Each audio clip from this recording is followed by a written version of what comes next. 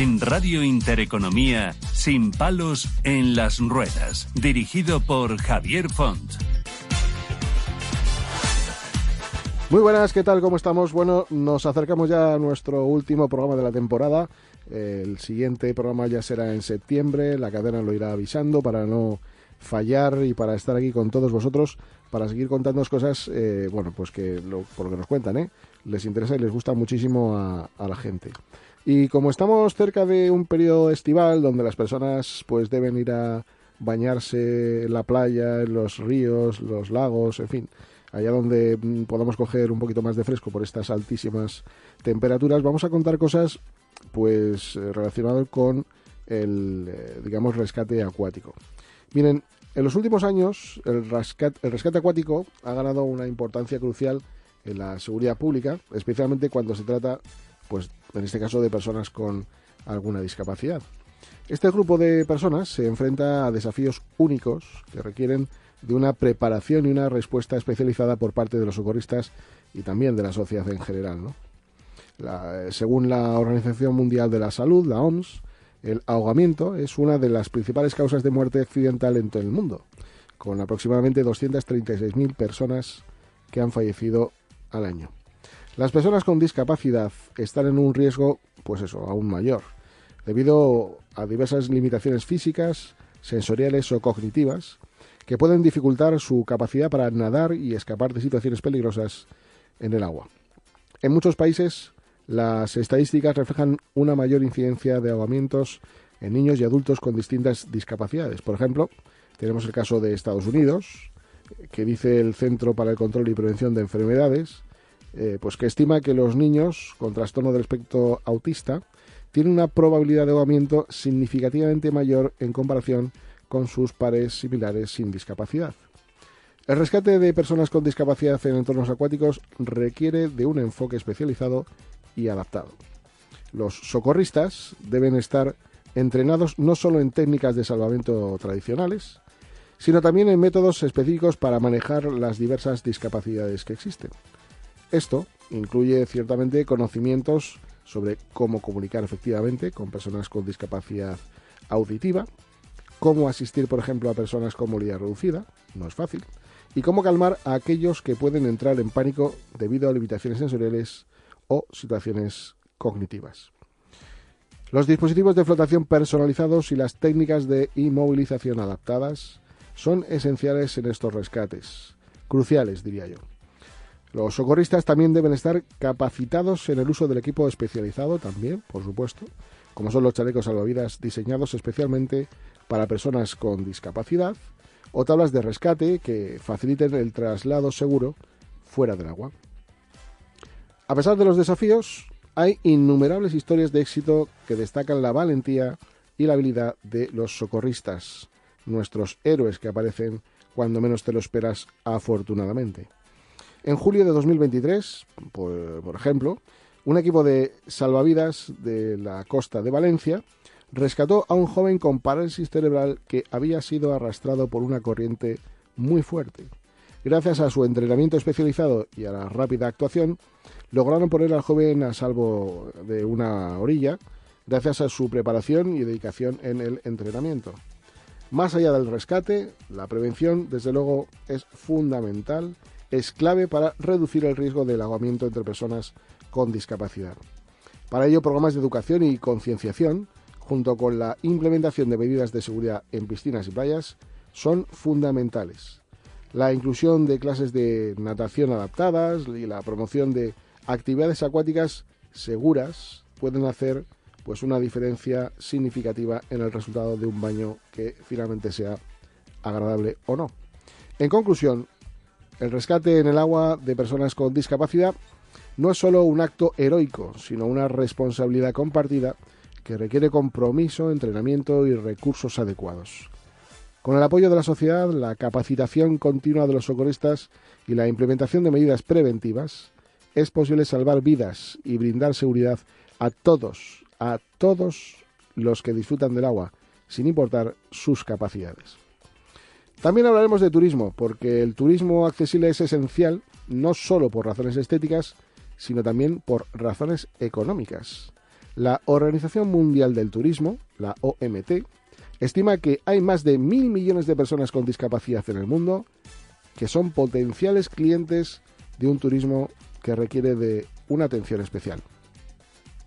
Este grupo representa un importante mercado potencial que, si se atiende adecuadamente, puede contribuir significativamente al crecimiento del sector turístico de cualquier país. En Radio Intereconomía, Sin palos en las ruedas, dirigido por Javier Font.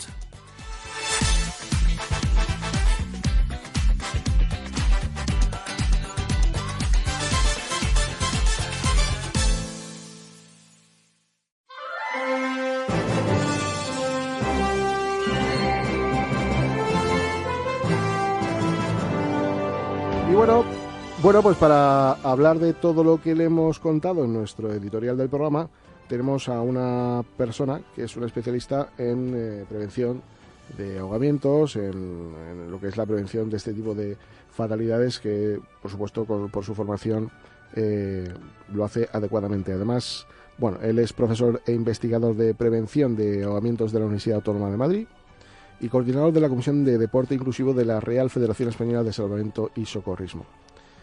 Ismael, además, ha publicado numerosos artículos sobre la prevención del ahogamiento, la formación de socorristas o la educación acuática en grupos con alto riesgo de ahogamiento, como la población infantil y las personas con discapacidad. Ismael también dispone de una amplia experiencia profesional como formador de socorristas y es inventor de 3 dispositivos, de los cuales hablaremos, que están patentados en la Oficina Española de Patentes y Marcas y que ofrecen soluciones al ahogamiento y a otros problemas que afectan a deportistas que practican deportes acuáticos como el salvamento y socorrismo, la natación o la natación con aletas. Ismael, ¿qué tal? ¿Cómo estamos? Pues muy bien, muchísimas gracias, Javier, por la invitación. Esperemos dar, como proponías, buenos consejos y que lleguen a mucha gente. De eso se trata, ¿no? Para intentar que las vacaciones se conviertan en algo placentero y no en una auténtica pesadilla. Dicen que hay un número considerable de personas, en España se registró en 2022 casi 400 muertes por ahogamiento en espacios acuáticos, un 50% más que en el año 2021. Y ya en el año 2023 el índice de ahogamientos se incrementó un 8%, situándose en 422 ahogamientos. ¿A qué se debe que vayamos increciendo en lugar de ir reduciendo? Bueno, la verdad es que estas cifras que estás planteando, son unas cifras que dentro de este rango, esta horquilla, pues aunque pueda tener una cierta tendencia al alza, hacen alusión a lo que pasó también en pandemia, que por supuesto, pues por el menor uso de los espacios acuáticos se vio muy reducida, afortunadamente, aunque la razón fue la pandemia, claro, ¿no? Pero bueno, lo cierto es que estas cifras de alrededor de 400 personas se mantienen más o menos estables en la serie histórica que pues los que hacemos un seguimiento de estos datos hemos podido comprobar. Y bueno, al final lo que hemos visto es que si no se está haciendo las cosas que hay que hacer para disminuir los ahogamientos, pues estas cifras al final pues pueden verse incrementadas en mayor o menor medida pues por cuestiones como la climatología. Si tenemos más calor, pues vamos a ceder, claro, y vamos a pasar más tiempo en el agua, pero no tendrá en principio nada que ver con que hayamos visto desde el propio Estado, ¿no? Que verdaderamente se está haciendo o se están tomando medidas de amplia actuación, ¿no? Y ambiciosas para reducir los ahogamientos. Desde tu conocimiento y experiencia, entiendo que ya tendrás conocimiento, por supuesto, de estadísticas que indiquen cuáles son los principales motivos por los que una persona se ahoga, ¿no? ¿Qué consejos nos dirías de decir, mira, esto es el 1.1, 2 y 3 de las más relevantes que ocurren son estas, para que la gente lo oiga y sepa qué es lo que no hay que hacer, si es que algo pueden hacer también? Sí, por supuesto que sí. Por supuesto hay muchas recomendaciones, pero quizás si hubiese que poner una como la más importante de todas, yo desde luego apostaría por acudir siempre a espacios acuáticos que están vigilados por socorristas. Esta recomendación es fundamental. ¿Por qué? Pues porque el personal, la plantilla de socorristas, por supuesto, en caso de necesidad nos va a rescatar, y esto es importante. Pero la labor más importante de la profesión de socorrismo es la prevención, la vigilancia y la educación de la propia población que accede a las zonas de baño. De tal suerte que si, por ejemplo, estamos metiéndonos en una zona que puede tener corrientes de retorno o de resaca, o nos estamos bañando en una zona pues que puede tener ciertos riesgos, o bien por los fondos, o bueno, por el oleaje, o incluso nos puede llamar la atención para decir, oiga, hay bandera roja, el baño está prohibido, independientemente de que usted nade muy bien. Claro. Todo ese tipo de cosas pues hacen y permiten que se disminuya enormemente el número de intervenciones. Hay que partir de la base que cuando un socorrista interviene es que todo lo demás, todo lo anterior, pues por diferentes motivos no ha funcionado. Por lo tanto, aquí está una de las, como decía, una de las principales recomendaciones. Bañarse siempre en espacios vigilados porque nos van a dar una información que nos previene del ahogamiento. Otra recomendación también fundamental es que si nosotros presenciamos un ahogamiento, lo que tenemos que hacer es avisar al socorrista. De aquí que también, como hemos podido comprobar, lógicamente vamos a poder avisar al socorrista si hemos elegido un sitio en donde hay socorristas. Claro. Si no los hay por las razones que sea, que no voy a entrar, pero ya iríamos mal, pues hay que huir del instinto de intentar ayudar a otra persona, porque pues las publicaciones de investigación lo que nos dicen es que muchas de las personas que intentan ayudar a gente que se estaba ahogando previamente se ahoga junto con... Los ha arrastrado también. Eso es. Entonces, cuando esto sucede, evidentemente es muy difícil que le digamos a un padre o una madre que no vaya a rescatar a su hijo. Claro. Pero claro, la decisión importante fue tomada antes de elegir el espacio acuático o la hora en la que nos estamos bañando. Pero a lo mejor hay socorristas en esa playa, pero ya se han marchado o todavía no han llegado. Entonces, esto es un poco lo importante. Es decir, cuando una persona se ahoga, tenemos conocimientos específicos para saber cómo rescatar a otra persona, o lo que estamos es asumiendo un riesgo que para la mayoría de las personas pues termina en muerte por ahogamiento, junto, como decía, a la persona que se ahogaba previamente. Aquí vamos a hablar de realidades, pero también de mitos y leyendas, ¿no? Antes de entrar en antena conversábamos con un conocido que me decía que había pantanos donde era complicado poderlos cruzar porque llega un momento determinado que, me explicaba, no lo sé, es una de las cuestiones que me gustaría que aclararas, que por la densidad del agua también hay espacios donde el agua te succiona para abajo. Y se recomienda llevar siempre un chaleco salvavidas, etcétera, etcétera. ¿Qué hay de verdad o qué hay de leyenda o mito en este sentido? Bueno, como lo que me acabas de plantear tiene varios puntos. Te lo digo porque el pantano se supone que lo ves como muy tranquilo, muy afable, muy tal, pero puede entrañar más peligros quizás de los que pensamos. Sí, en general los espacios naturales tienen posibilidad de cambiar, no es como las piscinas. Primero, por una cuestión de tamaño, es decir, un embalse o un pantano pues tiene unas dimensiones muy superiores a las de una piscina, y ya solo por eso supone un reto añadido frente a una piscina que tiene unas dimensiones, por muy grandes que sean, mucho más reducido. Eso significa que si hay personas que deciden hacer pues atravesar de lado a lado una travesía, pues implica que o dispones de un buen nivel de condición física y sobre todo un buen nivel de preparación a nivel de competencias en el agua, o es algo que no tendrías por qué haber empezado a hacer. A partir de ahí, los embalses a priori no tienen ningún tipo de corriente, es agua embalsada. Si es verdad que siempre puede llegar a alguna pues desembocadura de río que han soltado del embalse de más arriba, sí. Pero vamos, no tienen corrientes más allá de la que a lo mejor podemos ver incluso a nivel superficial por la propia acción del viento, y que vemos alguna hoja que se va desplazando. Pero no es una corriente como la que podemos ver, por ejemplo, en playas.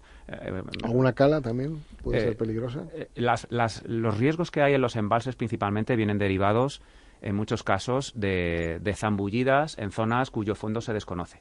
Claro. Además, efectivamente, se puede producir una disminución del nivel de agua, y hoy te estás bañando en una zona que ayer estaba cubierta y que si hace mucho tiempo que estaba al descubierto, pues ha podido incluso crecer vegetación, la gente ha podido arrojar cualquier cosa. En contacto con una piedra por el camino. Eso es. Entonces, todo ese tipo de cosas son muchas veces las que generan la accidentalidad en los embalses, sumado a otro factor de riesgo muy ligado a los entornos de baño, que es la ingesta de alcohol y otras sustancias que disminuyen las competencias, claro, y la capacidad para percibir los riesgos de forma adecuada. O sea, es decir, las personas que consumen este tipo de sustancias generalmente asumen muchos más riesgos, tienden a sobreestimar sus propias capacidades, con lo cual, pues la combinación pues eso, acaba en accidente. Dramática, ¿no? Eso es.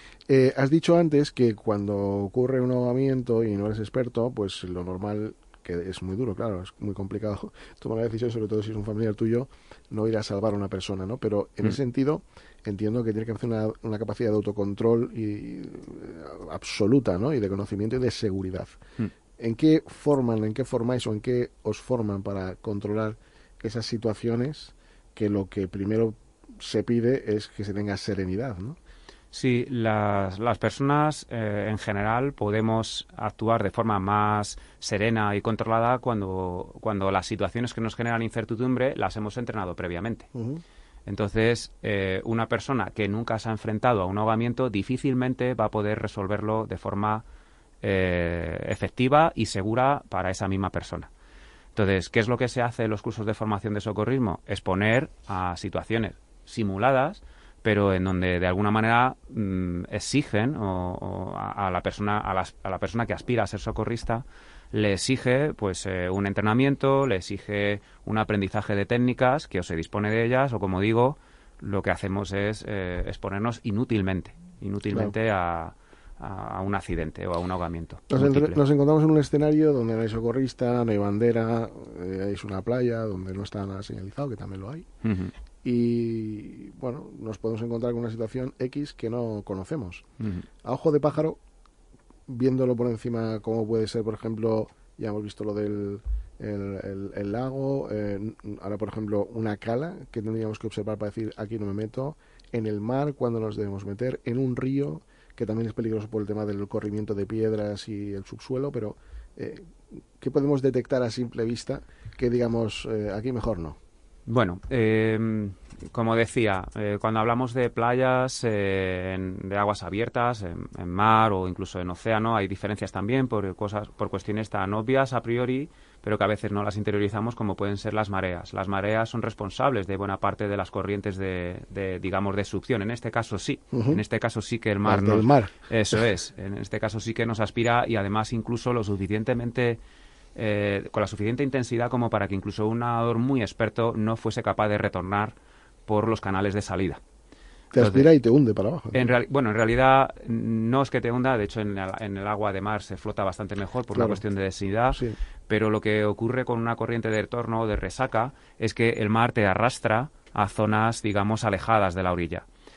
Para una persona que domina el medio acuático y que tiene control de la situación, pues eso lo que hay que hacer es salirse de esa zona no nadando en contra, sino nadando en paralelo a la línea de costa para salir de ese canal de salida que puede tener unas dimensiones considerables, pero no enormes. Es decir, a lo mejor en 50, 60 metros es el ancho de ese canal de salida. Por lo tanto, el nado no directamente hacia la orilla, sino nadando en paralelo a la orilla nos hace salir de esa zona. Que, por cierto, también sirva de referencia que cuando nosotros desde fuera del agua observamos una playa, generalmente, con ciertos matices, pero generalmente las zonas en donde vemos espuma superficial, lo llamamos a veces borreguillos, sí, ¿no?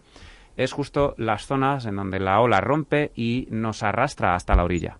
Y las zonas en donde vemos que a veces incluso nos resultan como más atractivas para el baño porque no vemos olas, son las zonas por donde todo el agua que llega a la orilla está retornando hasta el horizonte.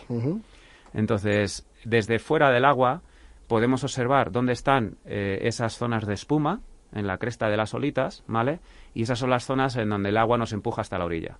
Y habría que huir de las zonas en donde todo el agua que llega a la orilla vuelve otra vez a retornar al mar, que o bien arrastran cierta cantidad de arena, incluso se pueden ver como con marrones o con algo de espuma, pero superficial, y esa es la que nos está arrastrando hasta el fondo. Entonces, como decía, si nos vemos atrapados en una corriente de retorno, nadar en paralelo hasta llegar a la zona de la espuma de las olitas.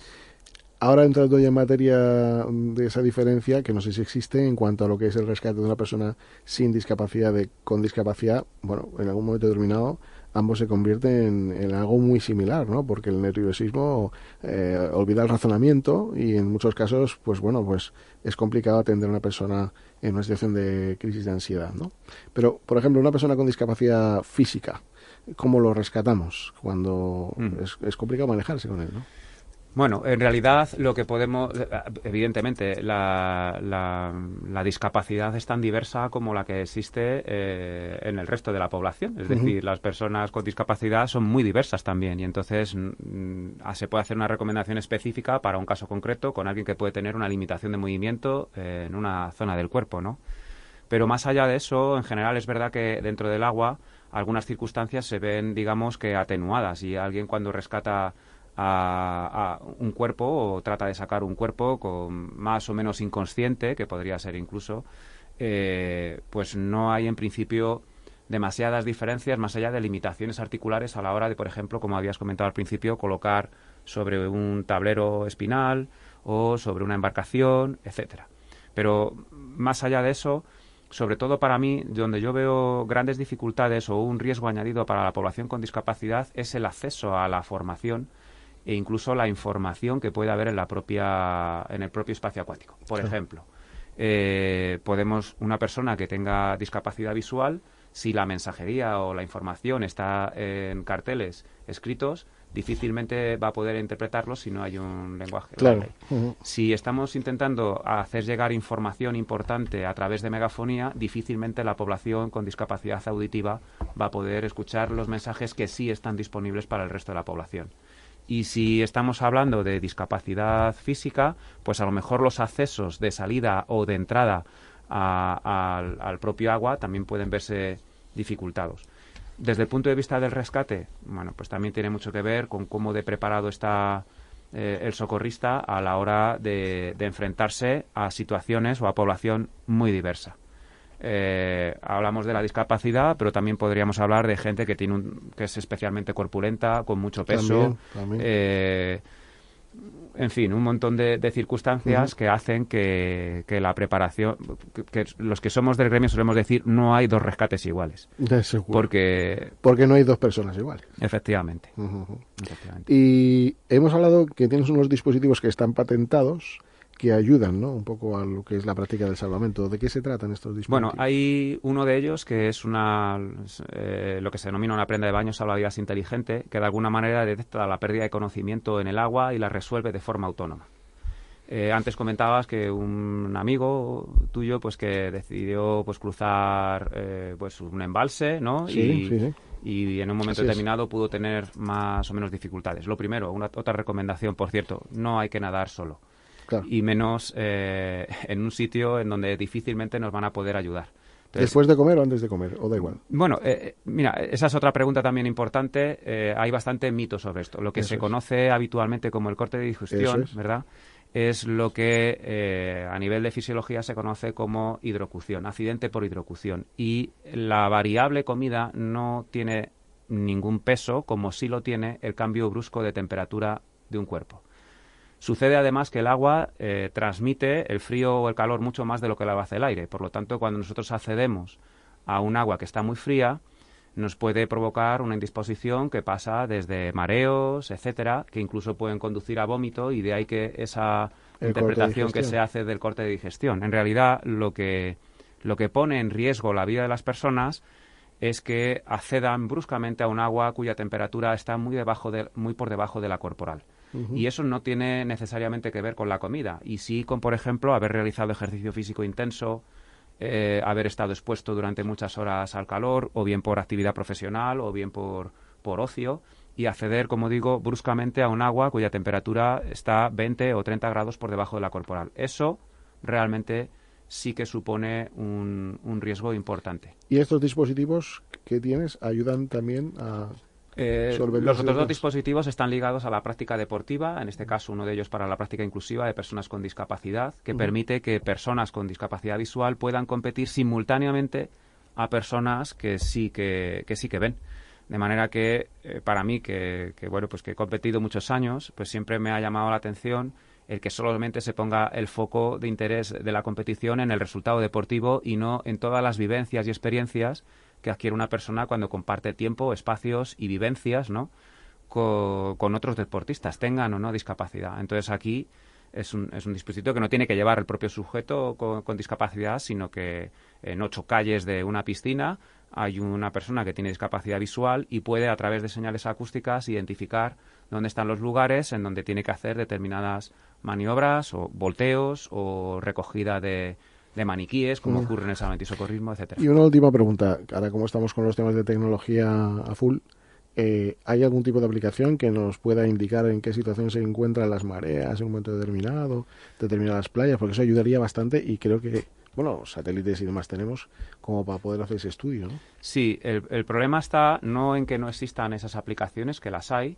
como que la población tenga interés en conocerlas o incluso la sensibilidad, ¿no? Y este es otro problema. Es decir, en general la población no cree que está en peligro cuando accede al agua. Evidentemente, cuando accedemos al agua vamos a disfrutar y así tiene que seguir siendo. Pero deberíamos generar desde el propio, como suelo decir, el propio sistema educativo debería poner el foco de atención en la población sobre qué tipo de cosas no pueden ser ignoradas por todo el mundo, con y sin discapacidad. Y eso tiene que estar incluido, esa formación tiene que estar incluida allí donde todo el mundo puede acceder, en educación primaria, en educación secundaria, y ahí es donde se le debería decir, oiga, cuando usted va a una playa tiene que estar pendiente de todas esas cosas cuya información puede obtener en una aplicación.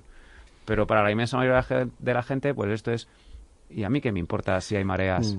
No hay nada más práctico quizás que en las escuelas, antes de coger vacaciones, dar alguna pequeña charla de qué ocurre si se hacen las cosas mal, ¿no? Yo creo que salvarían muchas vidas de menores también, ¿no? Ismael, se nos acaba el tiempo. Yo me gustaría estar mucho más contigo porque es súper interesante lo que nos cuentas. Gracias. Decir a los que nos oyen, desde luego, que no somos héroes, que hay que tener cuidado con todas estas cuestiones y recomendaciones que nos ha hecho llegar Ismael, y que, bueno, que si vas a la playa, pues que no tengas que salvar la vida a nadie, que te lo pases bien simplemente. Pues muchísimas gracias por la invitación. La verdad es que es un placer y siempre lo considero como una oportunidad de hacer llegar, bueno, pues en la medida de lo posible, lo que la investigación, pues a veces se queda en 4 que estamos en esto, ¿no? Pero bueno, esa es la idea fundamental, claro que sí. Trasladar información. Ismael, muchas gracias. Feliz verano, muchas gracias. Muchas gracias, muy amables.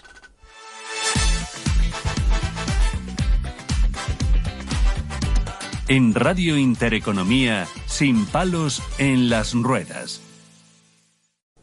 Bueno, y ahora ya venimos con cosas pues muy interesantes también, como es, por ejemplo, una sentencia que habla sobre incapacidad y que nos cambia un poco los planes, ¿no?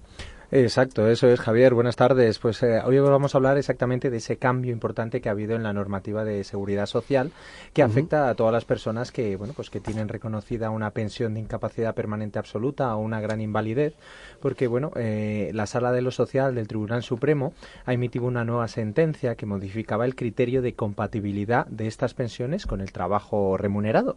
Entonces, hasta ahora se permitía que los beneficiarios de una pensión de incapacidad permanente absoluta y una gran invalidez pudieran trabajar en ciertos empleos, no con libertad, lógicamente, siempre que estos fueran compatibles con su estado de salud. Era muy importante, eso era lo que se seguía hasta ahora. Pero la nueva sentencia de este año, de abril de 2024, cambia esta interpretación, limitando severamente la posibilidad de trabajar mientras se recibe esta pensión. Entonces establece que las pensiones de incapacidad permanente absoluta y gran invalidez solo serán compatibles con actividades marginales y de poca importancia que no requieran cotización de la Seguridad Social, es decir, que no te den de alta en la Seguridad Social. Y, importante, hace una descripción de actividades, no trabajos, ¿vale? Entonces, ¿qué es? ¿Cómo lo argumenta la sentencia del Tribunal Supremo? Bien, pues que hay que hacer una interpretación literal del artículo 192.2 de la Ley General de Seguridad Social, en el que se refiere a actividades compatibles y no a trabajos en sentido amplio, ¿vale? Entonces, dicen que hay que mantener cierta lógica y sostenibilidad en el sistema de prestaciones públicas, porque la finalidad de una pensión de incapacidad permanente absoluta o gran invalidez es sustituir la pérdida de ingresos debido a la incapacidad total para que tú puedas trabajar. lo cual no se justifica que si el beneficiario pueda tener ingresos por otras vías. Entonces, aquellos que ya están trabajando, ¿vale? Esto es importante porque una cosa es las próximas personas que se reconozca esta pensión, pero diremos, oye, yo tengo una pensión de incapacidad permanente absoluta, ¿qué pasa con y estoy trabajando? Pues bien, a las personas que tengan esta prestación de incapacidad permanente absoluta con un contrato en vigor, se les va a posibilitar que sigan por esta vía trabajando y que puedan compatibilizar ambas dos. Pero para todos los nuevos no van a poder compatibilizar, es decir, se va a pausar la pensión mientras estén trabajando y luego se reanuda, ¿vale? Entonces tenemos que tener claro esta opción. Entonces, aquel que quiera trabajar, pues se le van a quitar las ganas de trabajar, ¿no? Con una pensión de incapacidad absoluta, una gran invalidez, no es que se te quiten, es que no vas a poder. Es que no vas a poder. Esto además, lo malo o lo bueno, no lo sé, es un fallo de una sentencia del Tribunal Superior de Justicia, ¿no? Sí, sí. Además, esto que estamos contando exactamente ya es una interpretación de la propia seguridad social, de la propia normativa. Sí que es verdad que había sentencias anteriores, porque como bien sabrás, pues se estableció esa posibilidad de compatibilizarlo y era una interpretación que hacían. Pero ahora el Tribunal Supremo reconoce ese cambio interpretativo de la norma, lo hace de una manera mucho más literal e imposibilita que estas personas, por lo tanto, todas las personas que tengan incapacidad permanente absoluta y tengan dudas, que contacten con nosotros, que les explicamos, que les De todas maneras, yo quiero darle las gracias al espabilado que ha estado moviendo esto para que al final un juez diga que no vas a poder trabajar. Bueno, pues ya sabes que está muchas muy veces bien. pagan justos por pecadores. Madre mía, de verdad, bueno, ustedes saquen sus propias conclusiones. Y la verdad que eso, si alguien tenía ganas de trabajar y con el jaleo que hay, que si te la quita, que si te la suspende, que si vuelve, que si no vuelve, pues así estamos nosotros. Así que seguimos con cosas más entretenidas.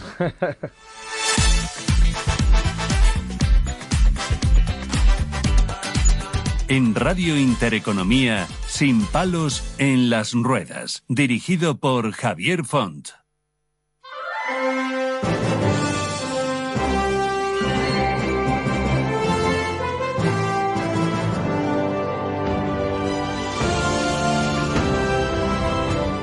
Bueno, y como les decíamos en el editorial, más de 1.000 millones de personas en el mundo tienen algún tipo de discapacidad. Y muchas de ellas, a lo mejor no todas desgraciadamente, pero muchas, viajan por el mundo y se convierten en turistas como los demás. Bueno, como los demás no, porque no tienen esas facilidades de movilidad o de apoyos para poderse mover en hoteles, transporte adaptado. Bueno, en definitiva, pues eso, una serie de circunstancias que nos hacen un poquito diferentes por unos entornos ciertamente complicados. Para ello hemos contactado con Travel Experience y en concreto con Rodrigo Moreno, que es socio fundador de la agencia especializada de turismo accesible Travel Experience. Es una agencia que está ubicada en Andorra y que está especializada en la organización de viajes y vacaciones para personas con discapacidad, pero no solamente por España, sino también por el mundo, Costa Rica, Estados Unidos, México. Gracias, bueno, es más, yo le sigo por redes sociales y bueno, además conozco gente que va ahí como personal de apoyo y en fin, me da una envidia que se mueren. Hasta he visto gente con leopardos al lado, en fin, una cosa de espectáculo. Rodrigo Moreno, ¿qué tal? ¿Cómo estás?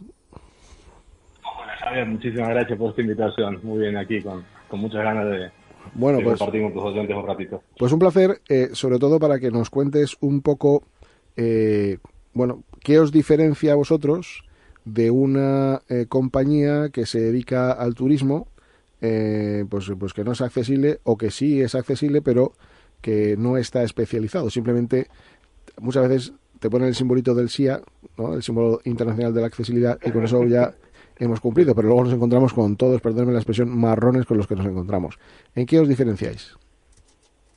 Mira, Javier, nosotros en realidad lo que hacemos, yo siempre digo que tenemos el nombre de agencia de viajes porque nos tenemos que llamar de alguna manera, ¿no? Pero realmente lo que hacemos es brindar servicios y el turismo, las herramientas del turismo son las que utilizamos para poder llevar a cabo esta tarea, ¿no? A ver, el turismo en general no está preparado para el turismo accesible.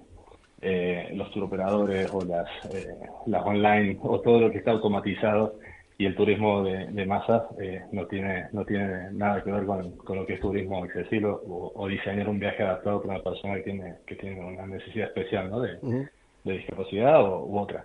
Entonces, yo creo que a nivel de diferenciación claramente está el tiempo que dedicamos a la preparación de cada experiencia, ¿no? Porque desde que contacta a la persona, imaginar todo el itinerario que esa persona va a tener que llevar a cabo desde que sale de casa hasta que regresa, y cubriendo todas sus necesidades cuando se estuviera en casa para que realmente pueda disfrutar de la parte del ocio o del objetivo final de hacer turismo, de hacer un viaje, que se tenga que preocupar solamente de disfrutar del viaje, no de si esto está adaptado, si no está adaptado, si el transporte sirve, si no.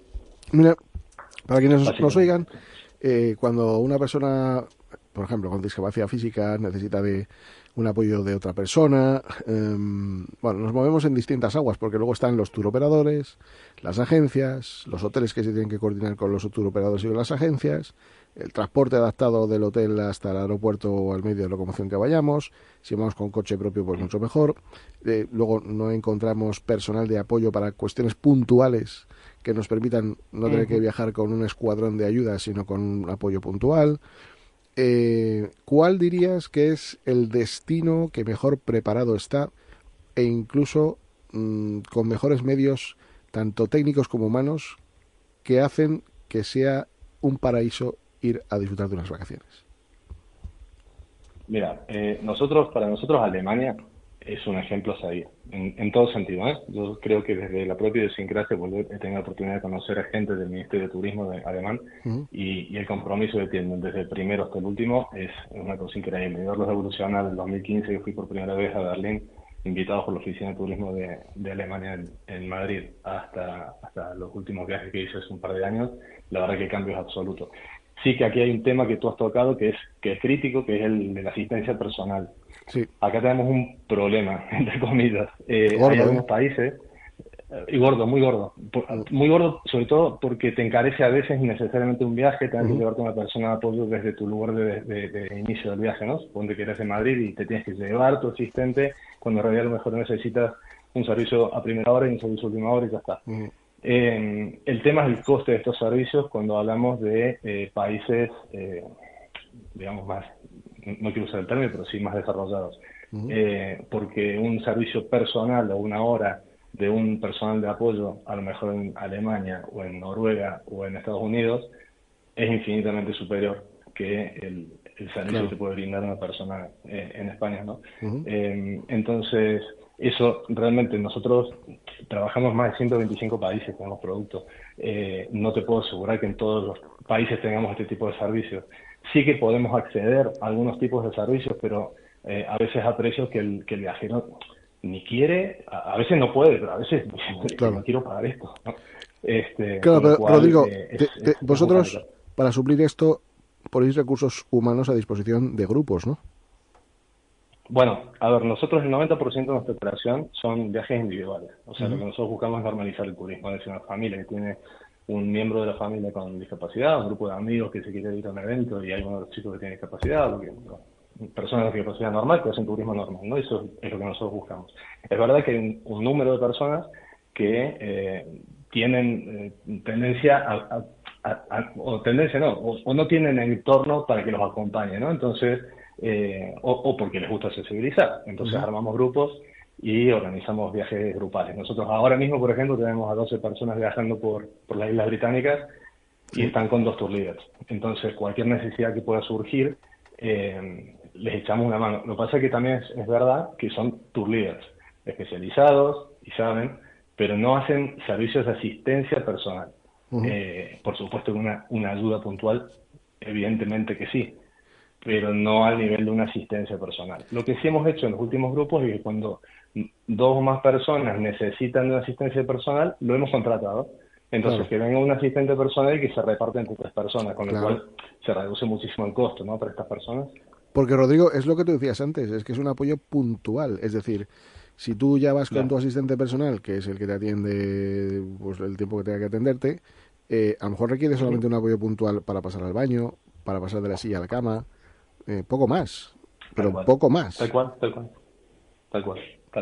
Tal cual, Javier, yo estoy de acuerdo contigo. O sea, yo en este sentido, y no solamente en este sentido, tengo un poco una cruzada, ¿no? Con lo que es la normalización. A nosotros nos cuesta mucho normalizar un vuelo, normalizar una reserva de trenes, normalizar una reserva de alojamiento, de hablar de una asistencia personal o de conseguir una grúa de transferencia en Estocolmo, ¿sabes? Bueno, pues agradecerte como responsable socio fundador de Travel Experience que tengáis esas consideraciones y que lo hagáis bien. Con lo cual, bueno, aquella persona que quiera contactar con vosotros solamente lo tiene que hacer a través de la página web, ¿no? O algún contacto que nos puedas dar.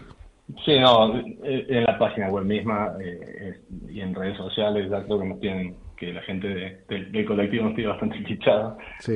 Gracias a Dios, y nada, nosotros aquí seguiremos intentando romper barreras y normalizar un poco más el turismo si cabe, ¿no? Pues muy bien, Rodrigo, muchísimas gracias por todo y que tengáis un buen verano, que disfrutéis, que sigáis así, que vayáis a más y que entre todos podamos cambiar las cosas a mejor, porque es que estamos cambiando las cosas para hacer el mundo mejor. Así que gracias por todo y nada, buen verano. Muchas gracias, igualmente, Javier. Hasta luego. Un abrazo, amigo. Adiós.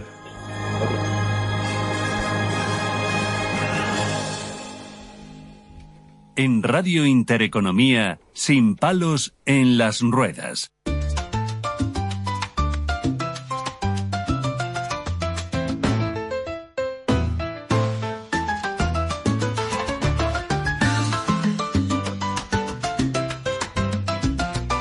Bueno, cómo me gusta este ritmo caribeño. Que nos vamos, ¿no? ¿Qué te parece, Javier? ¡Puah! Ya nos hemos trasladado, ¿no? Porque no hay imagen, si no enfocaría Control para que vean cómo están bailando ahí detrás. Pues con este ambiente tropical, ya pensando en las vacaciones, muchos de vosotros seguro, ya nosotros también. Y tú también. Y yo también, ya con ganas. Claro. Y en estos minutos vamos a dar algunas pinceladas sobre playas accesibles. Vamos a hacer un mapa de playas, ¿no? Sí, un mapa de la península, también de las islas, en qué zonas, en qué puntos de la geografía española podemos encontrar. ¿Dónde nos llevas? Pues mira, antes quería comentar brevemente qué se considera una playa accesible. Pues tiene que tener 10, 11 puntos, pero podemos resumirlos en que haya una buena colocación de boyas y redes, un acceso al entorno de la playa pues con rampas, zonas de deporte adaptado, socorristas que comentaba nuestro invitado antes, importante, y personal de apoyo al baño, pasarelas hasta la orilla de la playa y baños y vestuarios, duchas adaptadas a todo el personal. Y sillas y muletas anfibias también, o sea que... Y personal. Exacto. Sí, bastante personal, exacto. Sí. Y ahora, pues, vamos a coger un poco papel y boli. Apuntamos. Y apuntamos qué zonas así de España podemos encontrarnos. Empezamos por Galicia y tenemos, por ejemplo, en A Coruña, en Boiro, la playa de Carregueiros, Areal Sugueira de Moaña en Pontevedra, Porto Mayor en Bueu, Samil y Bao en Pontevedra, en Vigo, Arenales de Cangas de Morrazo en Pontevedra también, Barbeira en Pontevedra, Arrapadoira de Foz en Lugo. Si ya giramos a la derecha, recorremos la costa, en Asturias tenemos en Ribadesella, San Pedro de la Bocamar, en Cudillero, en Gijón la playa de Poniente también está adaptada a estos servicios, Soto del Barco, La Palmera. En Cantabria también estamos en el Sardinero. Ahí pueden también, pues personal con discapacidad tiene facilidades muy para el baño. Ahí he estado yo, sí. Sí, y muy bonita además también. La Concha también, Los Peligros, Somo, y luego en País Vasco pues también tenemos a Gorils, en Vizcaya, Isuncha, también en Vizcaya, la playa de la Concha en San Sebastián también muy Estamos bonita, en la parte fresca, ¿no? De la península, ¿no? Estamos ahí, sí, estamos en la parte fría. No me digan mis compañeros del norte que no hace fresquito. Pero el agua fría es bueno, recordemos, claro. Es muy buena. Se la baja los espasmos. Exacto. Y luego, pues ya si nos vamos al Mediterráneo, en Cataluña, pues tenemos ahí a Nova Icària en Barcelona, la playa de San Sebastián también en Barcelona, Los Pescadores en Badalona, y luego también en la Comunidad Valenciana, pues la playa de Poniente de Benidorm, la playa de Morongo de Benicarló. Bajamos un poquito a Murcia y tenemos en Cartagena Islas Menores. Calorcito. Sí, San Javier, mucho La Ermita. Muy buena. Ahí sí que te quemas. Pescadito frito en Andalucía. Ahí por ejemplo, en la playa de la Misericordia en Málaga, en Santa María del Mar en Cádiz. Y luego ya en las islas, pues cualquiera es buena, pero en realidad la playa de Pocillos en Lanzarote, las Teresitas en Santa Cruz de Tenerife Qué también es muy, muy buena. Y por dar algún apunte también en las Islas Baleares, en Galdana Ferreires en Menorca, o en Talamanca en Ibiza. Así que bueno, este sería el colorido mapa pues, oye, español y si a esto para le disfrutar. Añadimos el ritmo que antes nos han puesto, pues entonces el ritmo ya, caribeño ya es la bomba, vamos. Ya con eso nos despedimos ya de ti, que quédate hasta el final, porque ya a la vuelta haremos otros planes más un poco hacia el interior. Exacto. Quizás, ¿no? Que tengáis un buen feliz verano, igualmente, compañeros y oyentes, y disfrutar de estas maravillosas playas pues de la geografía española. ¡Hala! Dale ritmo.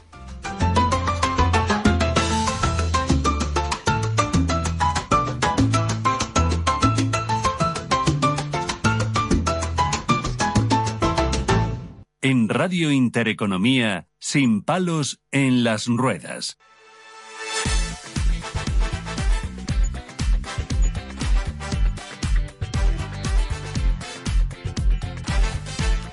Bueno, pues nada, ya saben que el calor es muy bueno, el fresco también, cuando nos vamos al norte a disfrutar, a veces incluso hasta hace falta un poquito de neopreno para no pasar tanto frío. Pero bueno, ahora nos vamos a dedicar a explicaros cosas muy interesantes que nos trae Nacho Barrera, que es el encargado de aclararnos ciertas dudas de todo lo que es el material ortoprotésico y de cosas interesantes de ergonomía y demás. Además no te vayas, porque tenemos una sorpresa para ti que te va a gustar.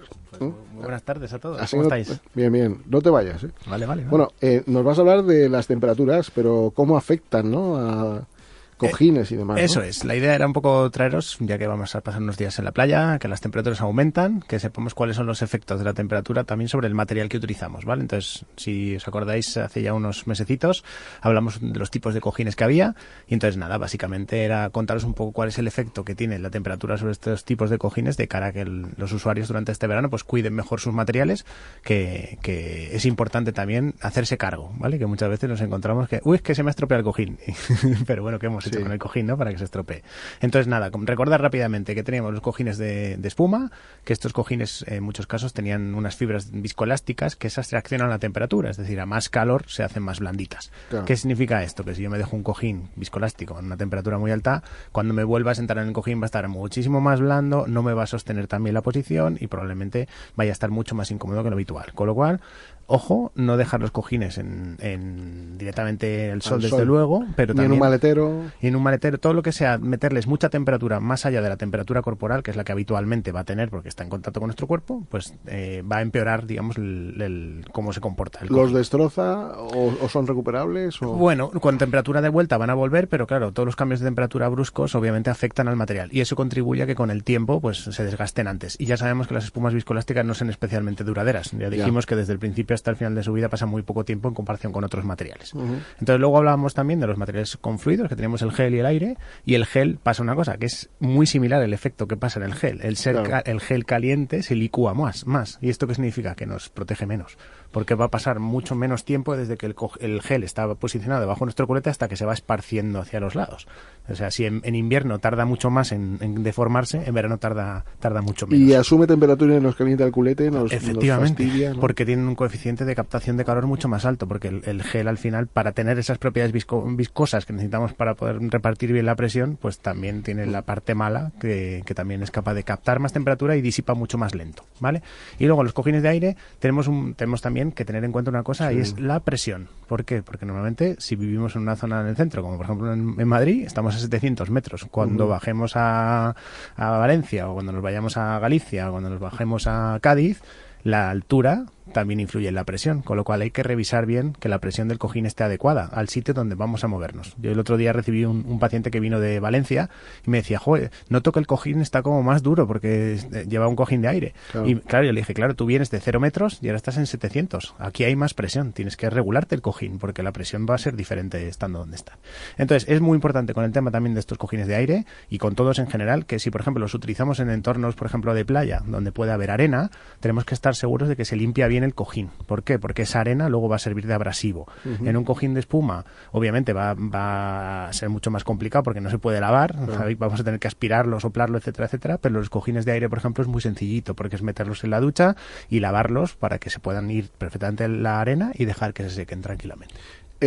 Un cojín de aire, te lo digo por experiencia, cuando tiene mucho calor un coche se hincha con un balón de fútbol. Claro, porque al final está reaccionando también la temperatura y el aire cuando se calienta se expande, es pura física. Claro. Entonces hay que también tener cuidado donde guardamos los cojines, intentar, por ejemplo, si no estamos usando el cojín en ese momento, pues taparlo con toallas o taparlo con cosas que eviten que haya tanta transferencia térmica. De entre todos los que nos has contado y todo lo que les pasa, ¿cuál es el mejor para el verano?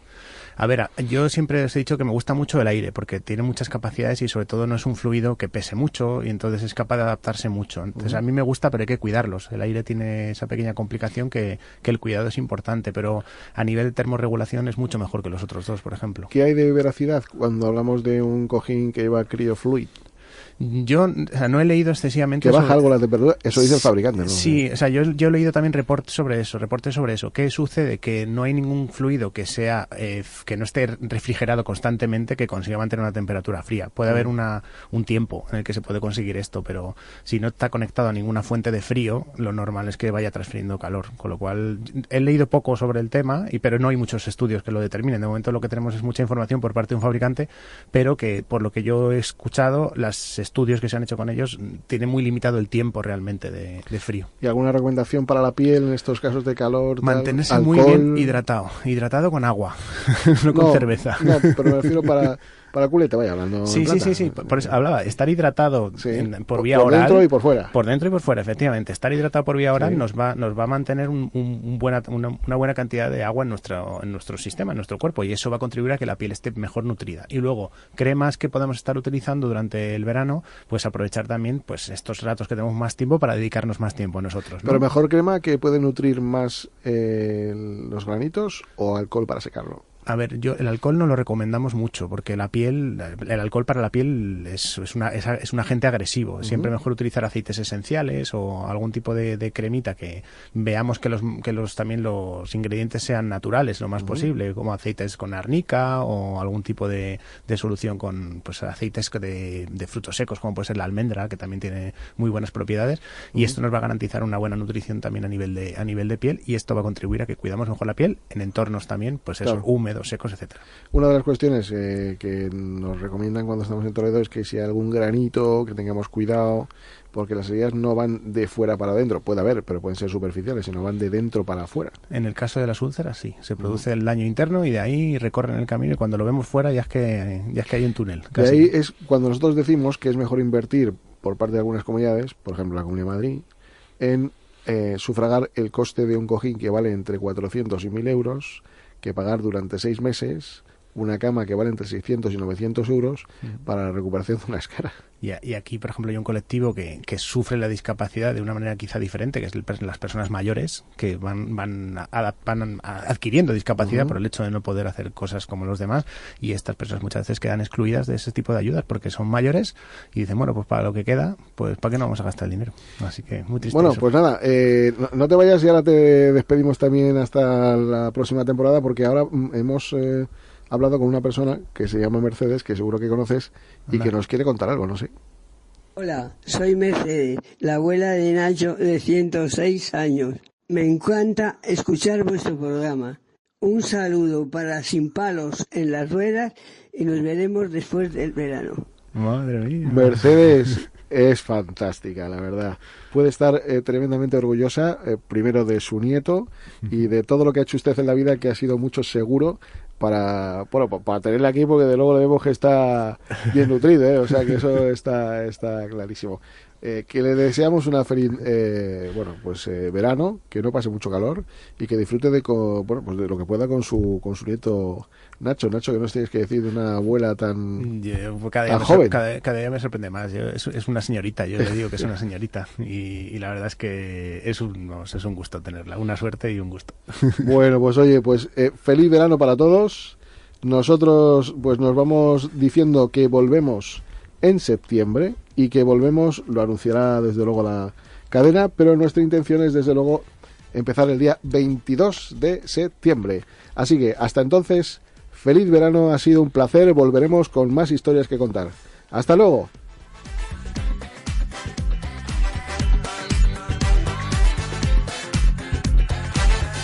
En Radio Intereconomía, Sin palos en las ruedas, dirigido por Javier Font.